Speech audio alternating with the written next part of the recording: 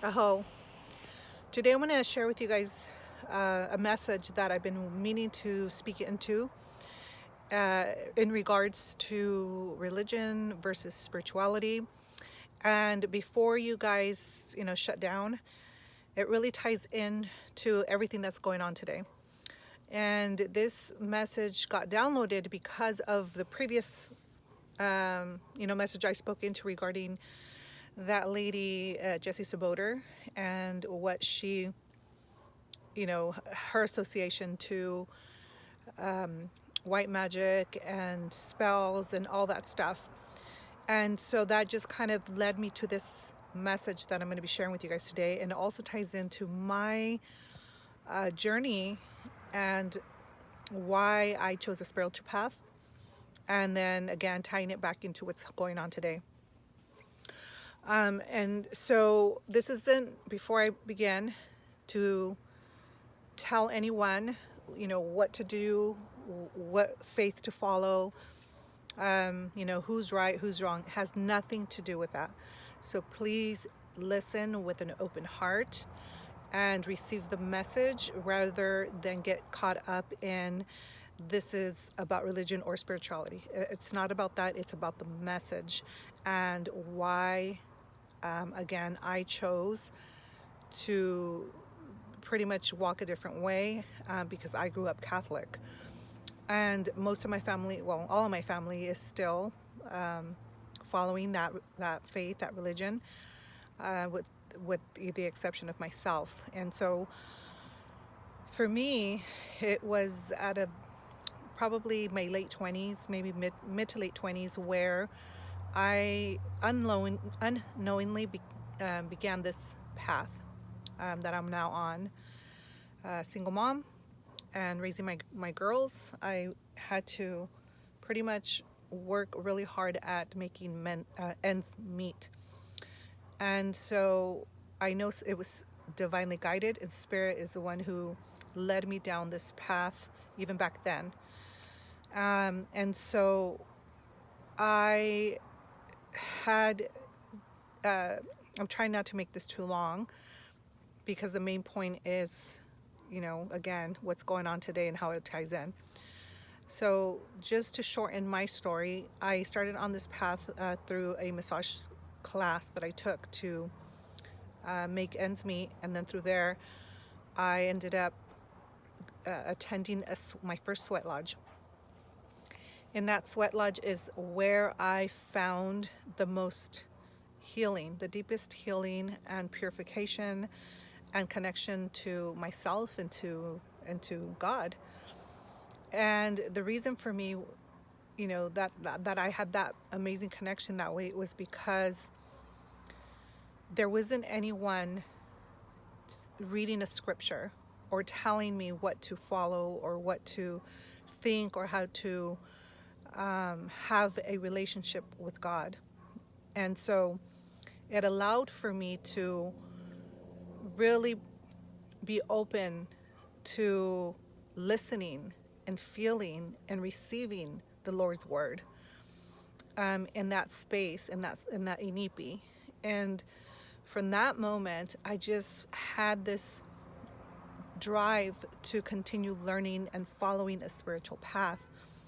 It wasn't very apparent at that time that I had that deep desire. I just knew that there was something there that I hadn't received or found some, other in my other practice or faith.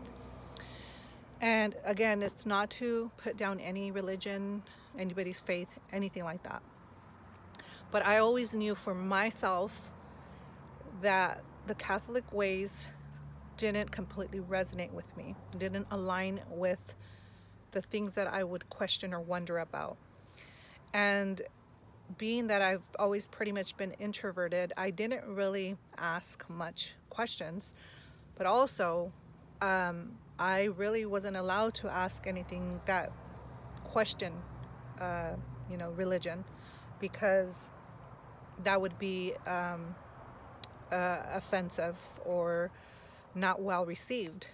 And so my experience going to, the church was always, you can't speak, you have to be very quiet, you have to listen, you have to follow, you can't, if you do this you're going to be punished, if you have to confess to someone that, I mean, for all I know, is just another person like myself. But we're supposed to have this reverence and respect for this person that I have no, I don't know who he is.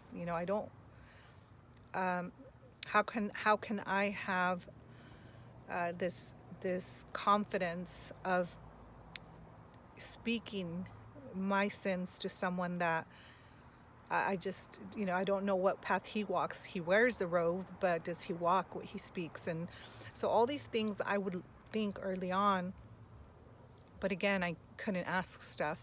And so I went to catechism, which is, school for learning, the religious practice. And it's kind of like Bible study, I guess.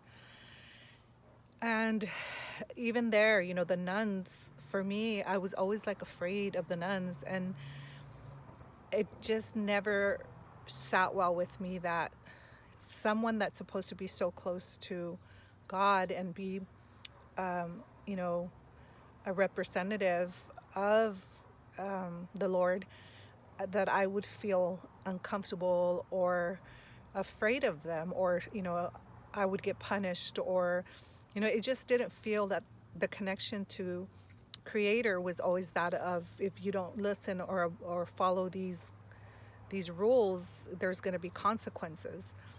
And so, I just didn't really say much. And so as I grew older, and now again moving back forward to when I was in my 20s and I experienced the lodge, it just felt right. It felt like I had that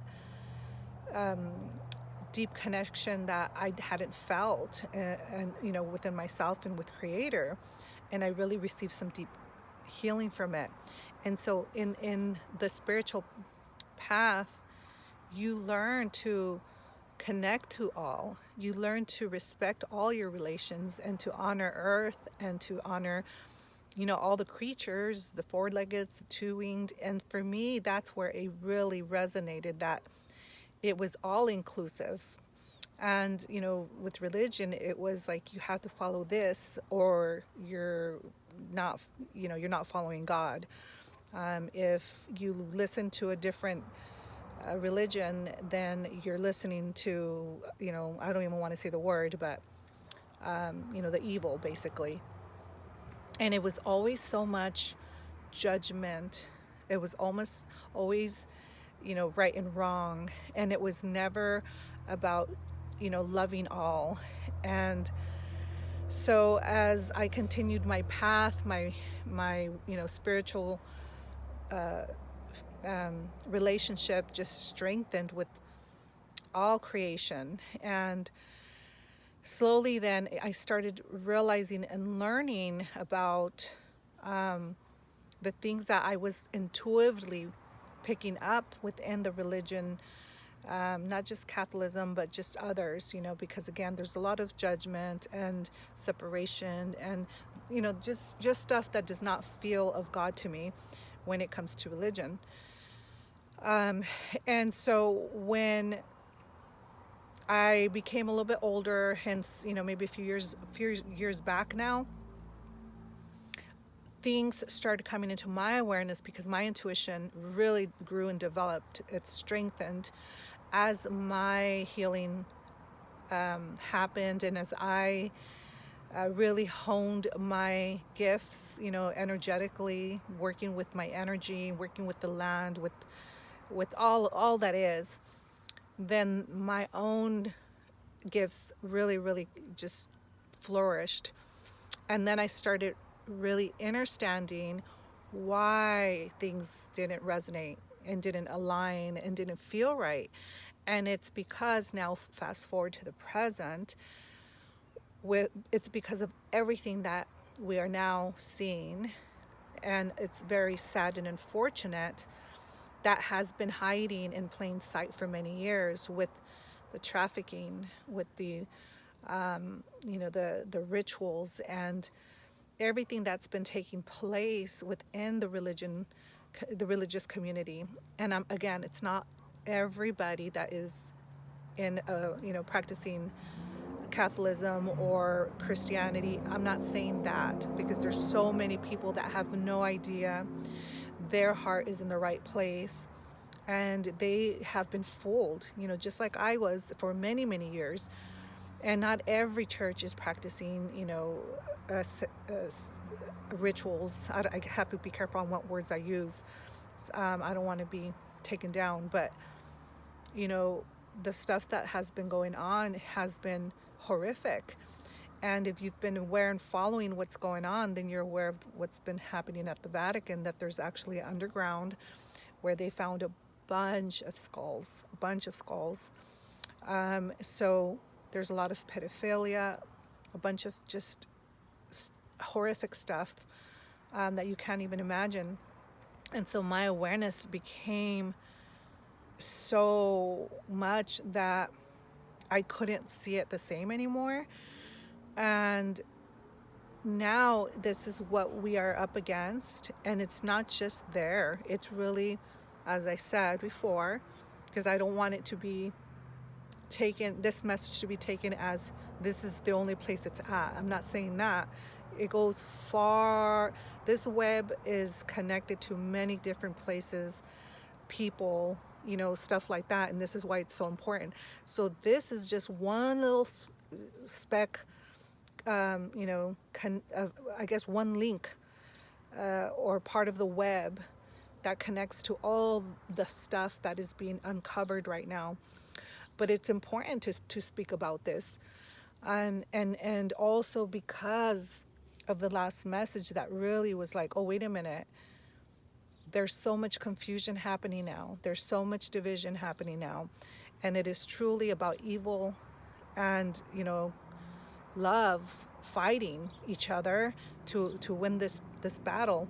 And I had said from the beginning that this was going to get very difficult. And as it came to an end, we were going to start seeing more confusion, more tricksters, more, who do you believe? Who do you trust? And so this is why it's important for me to talk about this, because it's a time for you to really go in and start feeling into what is true, what feels right, not just because it's something you were told to believe in for many, many years. I was told to believe in something for many years that didn't sit well with me. And I, I followed and I listened because, I was young and I did as I was told. But eventually we have to come to a place where we take responsibility and we make choices and decisions as to what we follow, what we believe in, what we participate in. And I just knew that for me, being in, the Catholic practice wasn't it, because I could see beyond that show that they would, do, during service. And again, it's not all churches. And I'm not saying that I went to one of those churches where this was happening, meaning like the rituals and stuff. However, the structure of it, if you think about it, even the mere fact that they talk about drinking the blood of Christ or eating, the body of Christ, that to me is a ritual of sacrifice. And people don't think about this. And that's just reinforcing his sacrifice instead of celebrating him and his life.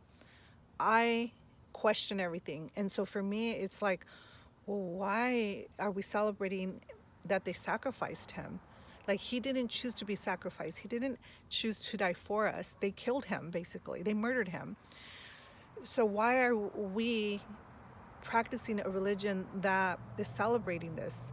Why do we participate in rituals that, we are, I guess, supposed to be drinking wine, but then saying it's the blood of Christ? Like, those are rituals. And how do you not see this? And so for me, I just slowly started moving away from that. And so all this right now, again, is coming up to the surface. And it's important that you really start researching and studying the things that you're practicing, and involving your energy, your words, your time in, because it's conjuring stuff. It's conjuring, whether you realize it or not, because they structured it for it to strengthen them, not us, not the people that are truly seeking a relationship with the Lord, with the Creator. And so, yes, spirituality, a spiritual path. We also have ceremonies, but that's more of celebrating life, celebrating earth, being connected to our divine power, and really embracing who we are, and stepping into our strengths and our gifts. So that's what it's supposed to be about, not worshiping others and going to others for forgiveness, that wear a robe, and just say that they represent the Lord and take their word for it, because as we've seen, many of them have done some horrendous acts against humanity, children. How many people have come forward saying that they've been abused? And again, it's not all churches, but it's a big majority, and this is what people don't want to see. This is why we're still going through what we're going through, because people don't want to accept or believe it. And it's not my job to force people to. If you don't, you don't. But at the same time, at least I'm going to try to bring that awareness to you. It was hard for me as well when I first really started getting validated on the things that I was already feeling. I went through a period of denial, but then also a little bit of mourning, because this is all I knew. This is what I grew up in. This is what I was practicing. And I felt betrayed. I felt like this can't be it. And the biggest one for me was with, Mother Teresa. When I found out that she was a huge part of it, I was so crushed, because I really thought that she was doing and protecting the children, like doing for the children and protecting children, when really she was the one that was providing the children, and she was hiding it under that robe. And she was, looked at, even at her death, as a saint. And to know, and maybe some of you listening to this for the first time, you're going to be like, what? And you're not going to want to take this in. I was the same way. But once I started doing a little bit more digging and research, there's pictures of her with Dr. Fauci. And the rumor is, and this is not I have not validated this, but please, by all means, help out, do some research and see if it's true. But the rumor is that she is Dr. Fauci's mom. And there's a picture where they're together, and he looks just like her. This is, again, things that is definitely at least worth looking into, because it has gotten to this point where, look at where we're at. And right now, it's the time for humanity to step back into our power, regain our our strengths and our energy. And it's like, we cannot continue to give away our energy and time to things that do not align with us, including our practices, what we believe in. And yeah, it's going to be difficult to kind of figure out now what, it's again, it's losing a part of who we were, or who, we thought we were, because we were told and believed in something that has been evil to be good. And so in a sense, it's almost like, for me, there was some kind of guilt and shame for following and believing in this, and how could I have been fooled? So there's a process, but it's okay. You come out of it in a good way, and as long as you continue to go back into your heart space, into your center, and strengthen your direct relationship with Creator, That's where it's at. And so I also want to tie in, though, that there are people that hide, right? They're the wolf in sheep clothes that hide behind religion and spirituality, that claim to be of God, and they're not. They're practicing the opposite. And this is where I feel that lady, Jessie, still has an association to that the good people are also doing bad things. And that's not true. I want you to really know this, because they're bad people pretending to do good. And there's a big difference in that. And to validate that, as I was watching, some of you may be aware of Vicente Fernandez. He's very, very well known artist, singer in the Mexica, Mexican community. He just passed away. May he rest in peace. My mom and I were watching a service for him that they were having on TV. And, my mom is one of those where she's not going to listen. She's not going to take in what I tell her, and that's okay. She's been following this, her religion, her faith for many, many years. And it's not my goal, my purpose is not to convince or change her. It's just to bring awareness. But even that is too difficult for her. And so as we're watching this, that priest, I don't even recall, I'm not going to say all the details, but the point of this is that she made a comment, that's where it was, that because, through the priest is where he was going to receive his forgiveness, that Vicente was going to receive his forgiveness through the priest. And I made a comment, I said, why through the priest? If he, before he passed, spoke to the Lord directly and asked for forgiveness, then he's already forgiven. It's because it's between him and Creator. And she said, no. It has to be through the priest, because he's the one that anoints him or gives him that forgiveness, because he represents God.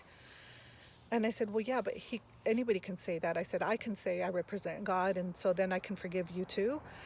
And so it kind of went that way. And she's like, you? Yeah, right. Who are you to forgive me? I go, exactly, that's my point. I said, it's up to no human being to forgive another person of their personal sins. It's between that person and the Lord. And, she kind of went back and forth. I said, he can just pretend to be serving the Lord, but really he could be walking a completely different path and just hiding behind that robe. I kid you not, as I said that, she's, proceeding to tell me, no, how could you, speak that way? Well, the priest takes off his robe and puts on a jacket that is pretty much like a costume, a mariachi costume, that Vicente wore. It wasn't his, but it was one like his, to acknowledge or to pay tribute to Vicente. The priest took off his robe and put one of those on. And to me, it was just like, oh my gosh, it couldn't have been a most perfect time for me to explain to my mom, that's what I'm talking about. One moment he was the priest, and now he's a mariachi. I said, this is what I'm telling you. And at that moment, she kind of she heard, but she still didn't want to accept. And I just left it there, because Creator came in at that moment to validate what I was telling her. And so there's a lot of this happening right now throughout the world. There's a lot of spiritual people that, as I said a couple of messages back, have folded. They're not walking their talk. They're not being of service. They're serving themselves. And it's not a time for that. I've said this before. And it's a time for all of us to really question where we're at with our relationship and with Creator and our relationship. And how are we of service to everyone, and how are we taking care of ourselves, like our our our spiritual practice, our healing, our everything, like the things that we are to do in order for us to be grounded and to have clarity. Where are we at? This is the time for us to really explore and take time to just only invest and devote our energy, time into those things that matter to us and that are of Creator and earth and all that is love and light. Everything else needs to just fall away. And it's a time for us to protect each other, to speak up for each other, and to do the right thing, not just to speak it or to think it, but to actually take action. And that includes our practices, as I said. So I hope this message really hits home, and know that I share it with a lot of love and from my heart. And that, whenever I bring a message, it's because Spirit, Creator, God, the Lord, however you want a word, has put it in my heart to speak into it. So again, thank you for watching and supporting my channel. Please share with people, because these messages are meant to be shared. Aho.